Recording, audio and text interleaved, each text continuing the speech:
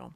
Well, let's bring in Mohammed Ansar, Muslim political and social commentator from Hampshire. You've heard him before on our airways. Good morning. Good morning, Julian. By the way, does the fact that chickens are stunned make it halal?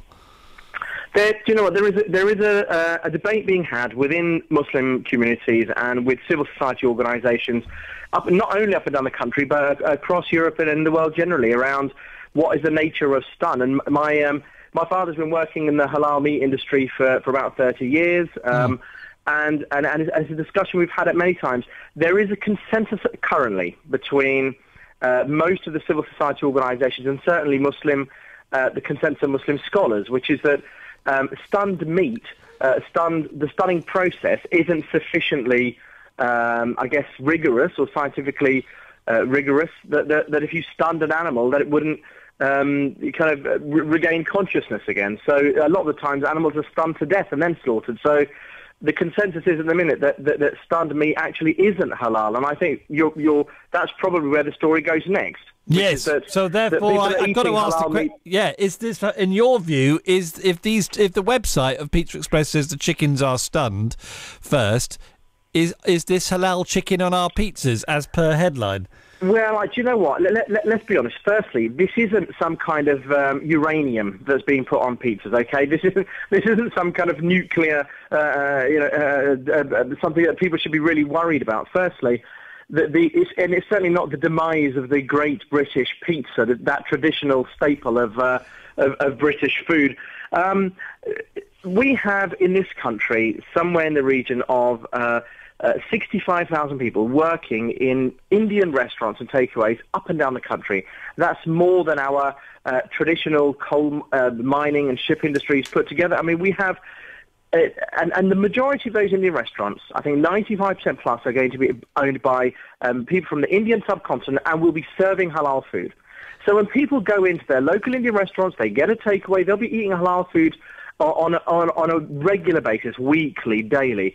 So let's firstly not try and feed into any kind of hysteria that there's anything particularly foreign or alien about halal food. Right. Secondly, okay, do your secondly, and then I've got lots of questions. Well, I was going to say, secondly, halal food is, I would say, arguably far more humane in terms of how it's slaughtered than the 850 million to 1 billion animals that are slaughtered every year in this country that feed us through our normal meat industry processes.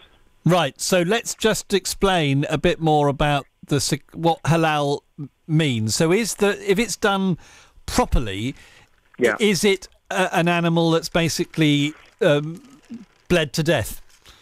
Well, I mean, the view is taken in this. In traditional halal, which is Muslim slaughter, and shakita, which is kosher Jewish slaughter, the view has been taken that it's the best way of slaughtering an animal to get the balance right between the needs of the animal and the needs of the people in terms of eating, is that the animal is slaughtered professionally with a sharp blade across the throat. The heart, and this is, sorry, a little bit gruesome at this time in the morning, but we'll do it anyway. The heart continues to pump, and all of the blood is expelled from the animal as far as is practically possible. And so, of course, the blood carries all kinds of bacteria and viruses and illnesses and the rest of it. So the blood is expelled. The way the animal is slaughtered with a sharp blade drawn across the throat is effectively a stun. And there have been 150 years worth of research which gives into the fact that professionally slaughtered halal and kosher meat is no less humane for the animal in terms of the point of death.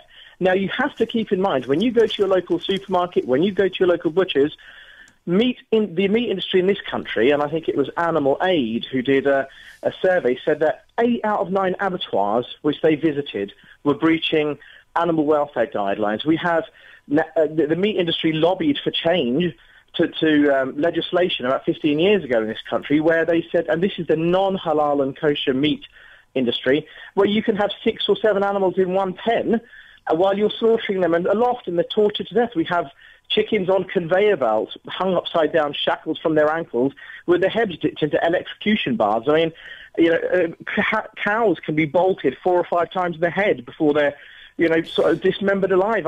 We have serious and grave problems with our meat industry in this country, And I think demonising or focusing on halal and kosher meat isn't the answer. We really have to tackle the more structural, fundamental problems. Right. Well, as I said at the beginning of there, this is after our watershed, because and I'm going to reiterate that because obviously some people will find what you're saying distressing, but others will be saying it's about time it was said, because it never is said on the radio, because it's an unsaid thing. Well, I think, Julian, many kids nowadays look at meat and they don't know where it comes from. They think it comes pre-packaged, washed, cut, cling film wrapped in their supermarkets. And, we have somewhere in the region of about 2.5 to 3 million Muslims in this country who account for something like £2.6 billion worth of spending on halal food in this country every year.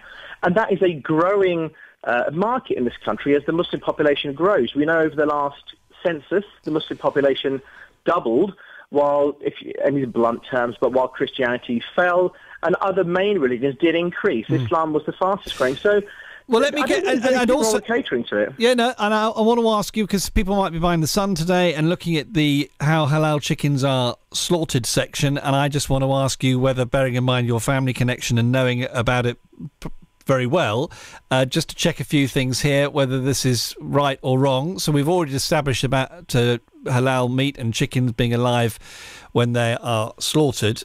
Yep. Then the next thing, the slaughter must be carried out by a Muslim who recites parts of the Quran, and some slaughterhouses the recital is done over a speaker. Yeah, I think in the most traditional form, of halal, you would have a Muslim butcher who recites basically the animal slaughtered in the name of God.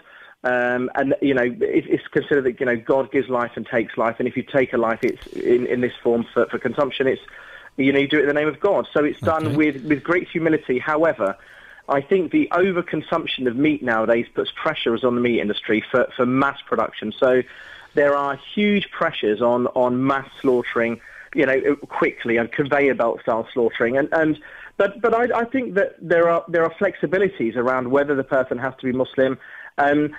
Let's be honest with you. When somebody buys their chicken tikka masala or on a Friday night, or pops in on a Saturday night, maybe after having one too many drinks on the way home, people are not generally bothered whether the animal's been blessed or not. Okay. The poultry should be facing the city of Mecca as the cutting ritual is performed.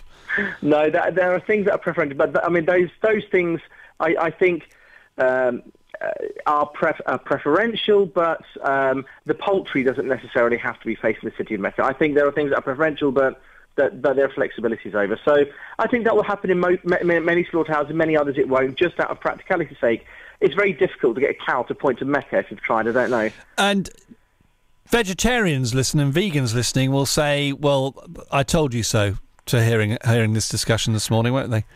Well, yeah, but that is if halal is something foreign and is something bad, and it's certainly not. It's nothing to be scared of. I think this is part of a bigger kind of McCarthyist witch hunt on Muslims and on the kind of Muslim lifestyle.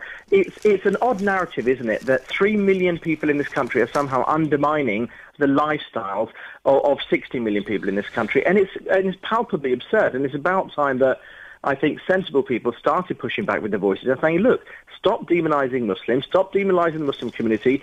Most people, honestly, really couldn't give two hoots whether their meat was halal or kosher or not. This is from non-Muslim communities. There's no real evidence to suggest it does.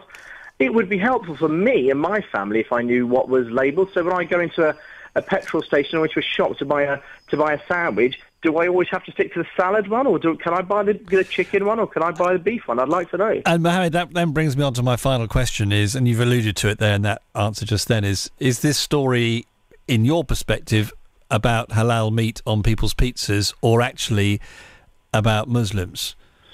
I think it's clearly about Muslims. I mean, just out of interest, the Pizza Express story has been in the media since September last year when it was in The Guardian. So, it's doing the rounds. It's not a news story. It's just more hysteria being whipped up. And do you know what? I think British public are getting sick and tired of hearing about Muslims and immigrants on the front page of their papers every day as people peddle for votes before elections come up. I think it's very unhelpful. And I think, on a more serious note, there are really... Can you stick off the politics, because we are in an election pending period, please? And of course I will. And I'm not affiliated to any party, so I'll just say that now. All right, okay. Well, I'm just telling you. No, it's okay. And, but on a serious note, we've got academic institutions around the world now who are looking at the rise of the far right across Europe and the rise of this kind of extremism against Muslims, and are saying that the hysteria and the rhetoric used about Muslims nowadays is in a parallel with the anti-Semitism that was used in Europe in the 1930s, and that has to be a worrying thing. So, the question I'm asking everyone who comes on the show this morning, Mohammed, is Pizza Express wrong to serve halal chicken? And, of course, we're debating whether it is halal, however, on its pizzas. Your answer would be? My answer is, they're not wrong to serve it. People don't mind. Try halal food. It's absolutely delicious. There are lots of places that serve halal food. And people who convert to Islam from other religions, and it's the fastest growing religion in the country, will often talk about how halal food is more tender, is softer, and has a lovely texture, and is very nice to eat. So they're not wrong to serve it. There is a deeper question of whether it is in fact halal, but that's something for the Muslim community to organise. Mohammed, thank you for joining us on the show today. Mohammed Ansar, Julian, good to have you there.